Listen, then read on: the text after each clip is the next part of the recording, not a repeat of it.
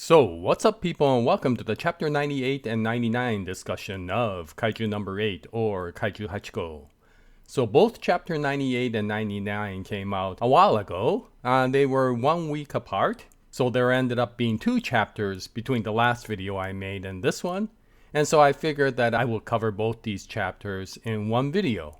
And as always, I will leave links to these chapters that are currently being shown on the publisher's official website, Manga Plus, for free to the North American audience. So if you're interested, I will go take a look at them before they pull those chapters back. Okay, so if you recall in chapter 97, we were getting into a pretty perilous situation because monster number 9 appeared where Commander Ashiro or Commander Mina was. And of course, when monster number 8 tried to go support her, monster number 9 created all these huge number of very powerful monsters all over Japan. And in the last chapter, there was this dilemma that monster number 9 gave monster number 8. Who do you want to save? Because you can't save everybody. And if you want to maximize the number of people you want to save around the town, then you're going to have to sacrifice your very close friend, Commander Ashiro. Or if you decide that you want to save Commander Ashiro for personal reasons, you're going to have to accept the fact that the citizens you swore to protect are going to die in larger numbers. So what do you want to do? And with that, of course, chapter 98 starts where all of these monsters start to attack. And we see monster number 8 act as we expected Kafka to. He is a person who has a difficulty being able to watch others perish. And because of that, at a situation like this, he ends up running to the very nearest situation of somebody potentially getting killed and try to resolve the situation, but at the same time realizes that while he's trying to save this situation, there are others that are equally at peril. So the beginning of this chapter starts with a tremendous amount of difficulty that monster number 8 is trying to accept while trying to figure out how he can resolve the situation and becoming extremely more frustrated as he realizes he cannot. And of course, monster number 9 basically takes advantage of the situation and says that you are doing exactly as you always do, where you're trying to save everybody, and because of that, you may end up saving nobody. And you do not belong in this sort of situation as a hero because you're falling into the very situation that monster number 9 expected him to. You might be able to protect some people, but while you're doing that, what's going to happen to the members of the JDF that you swore to support and protect? They are going to continue to die. And as such, you are playing right into my game, is what monster number 9 insinuates when he says that you are basically stuck with me. And it's at that moment that, of course, Commander Ashiro attacks monster number 9. Just because he went to her vicinity doesn't mean that she's ready to give up. And of course, she is going to fight monster number 9 with everything she's got. And so there is a tremendous amount of battle that goes on in this chapter. I won't go over it too much, except that, it's pretty cool to watch. And monster number 9 finds out that Commander Ashiro is a lot more powerful than he expected, which actually makes him happy because, of course, he went there to not kill Commander Ashiro, but to absorb her.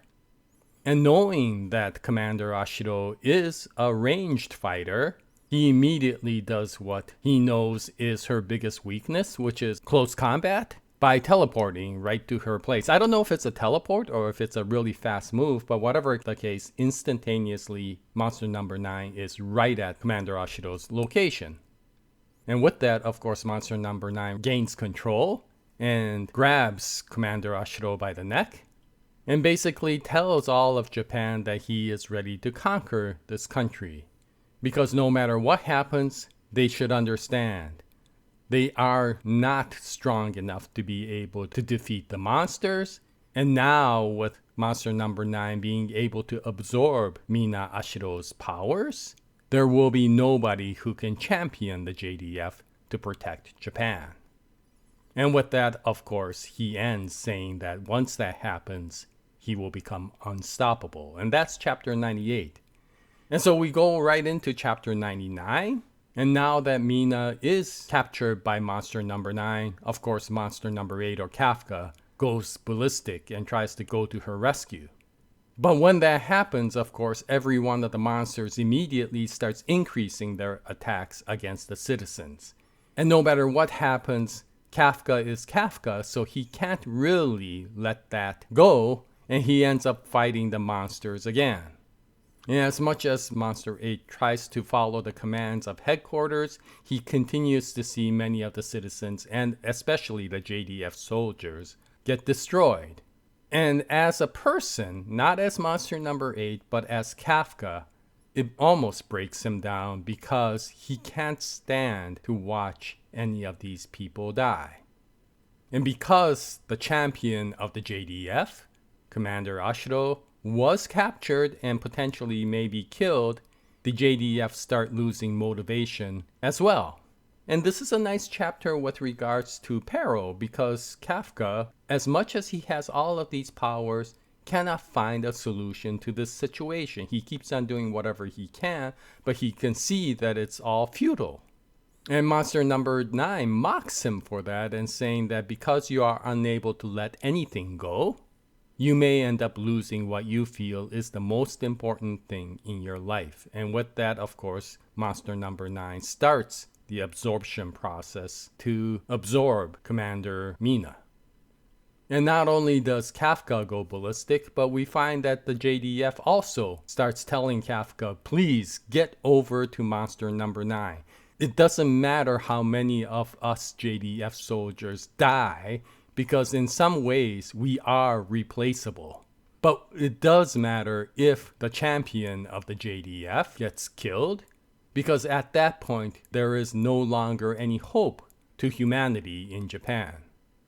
And with that, of course, monster number 8 realizes what he has to do, but of course his heart has a difficulty being able to abandon everybody. And of course at that time, the stakes become even greater because monster number 8 feels a huge, powerful presence closing in on him. And he's like, my God, as if it wasn't bad enough with all this situation, how am I going to take care of this particular power? What the heck is this? And what am I going to do about it? But of course, it turns out in a really cool way that it is not a foe, but a friend.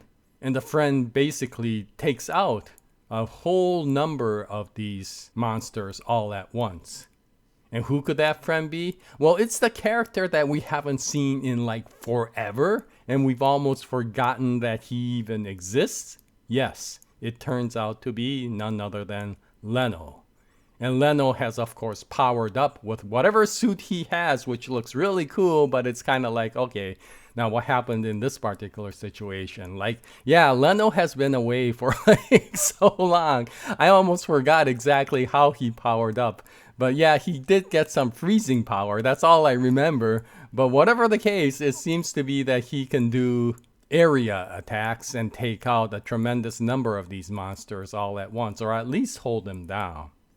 And it's Leno who, of course, says, what the heck are you doing here, Kafka? I'll take care of this situation. You go save Commander Ashiro. Which, of course, then ends this chapter and leaves it in a nice cliffhanger situation for what happens next. So it was nice. I mean, we haven't seen Leno for like forever. And I guess Matsumoto Naoya was saving him for this sort of situation. And it does open up the opportunity for Kafka to now not have to play triage and be able to leave the situation to Leno and take care of saving Commander Ashiro. So yeah, I mean, some people might think that this is a cop-out, deus ex machina sort of situation, but if you feel that, then I don't think you've been reading Monster Number 8 too closely, because this isn't a story about a tremendous amount of despair or oppression. You know, you could get that with many of the other stories like Berserk or Attack on Titan. This is a relatively straightforward story about somewhat a shonen story, right? A hero versus evil. And it does it in a very feel-good manner. And so you don't expect it to be very stressful. And yet Matsumoto Naoya was able to create a situation where, because we didn't remember that Leno existed, or at least I didn't, and all of the other JDF members were already beaten down by the other previous monsters, that it gave enough of a stressful situation to make it curious to see how Matsumoto Naoya will play this out, and I think he did a really good job. So it will be interesting to see how this continues and what monster number 8 will do to be able to take on monster number 9. And so I think we're slowly coming to the final parts of this particular arc. I don't know what will happen to the story beyond this arc. Will Matsumoto Naoya continue it? I hope so, because I do like this story. But let's find out what happens once chapter 100 comes out, and when it does, I'll bring out another video and hope you join me at that time. So, anyway, this was 98 and 99. If you read them, what you think about them, any comments will be greatly appreciated. And until the next episode, happy manga reading, happy new year, and Jaya, nice day everyone.